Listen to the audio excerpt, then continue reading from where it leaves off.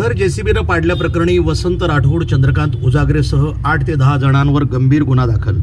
घरात कुटुंब झोपेत असताना जेसीबीनं कारवाई, मारहाण आणि घराची तोडफोड केल्याप्रकरणी गुन्हा दाखल.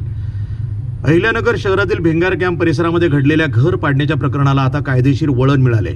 भिंगार कॅम्प पोलीस ठाण्यात वसंत राठोड, चंद्रकांत उजागरे आणि अन्य 8 ते 10 अनोळखी महिला आणि पुरुषांविरुद्ध भारतीय न्याय संहिता BNS अंतर्गत गंभीर कलमानुसार गुन्हा दाखल करण्यात आलाय. पोलिसांनी दिलेल्या माहितीनुसार सदर बाजार पॉवर हाऊसजवळ राहणारे वसीम गुलाम अहमद मीर यांनी याबाबत फिर्याद दिली आहे.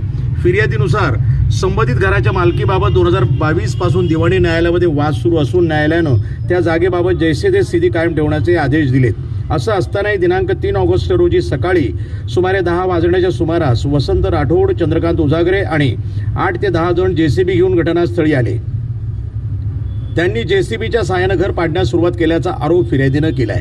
घर पाडण्यास विरोध केल्यानंतर फिर्यादी वसीम मीर यांना शिवीगाळ, दमदाटी आणि मारहाण करण्यात आल्याचा, तसंच त्यांच्या पत्नी सुरैया यांनाही मारहाण करून बाजूला करण्यात आल्याचा आरोप फिर्यादीमध्ये करण्यात आलाय.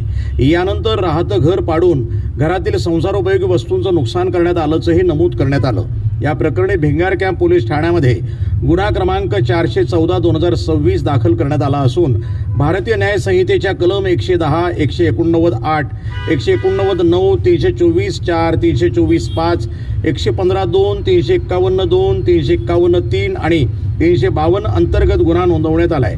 या गुन्ह्याचा पुढील तपास पोलीस निरीक्षक तेजश्री थोरात यांच्या मार्गदर्शनाखाली भिंगार कॅम्प पोलीस हे करत आहेत. प्रतिनिधी मोहसिन शेख, न्यूज टुडे 24, अहिल्यानगर.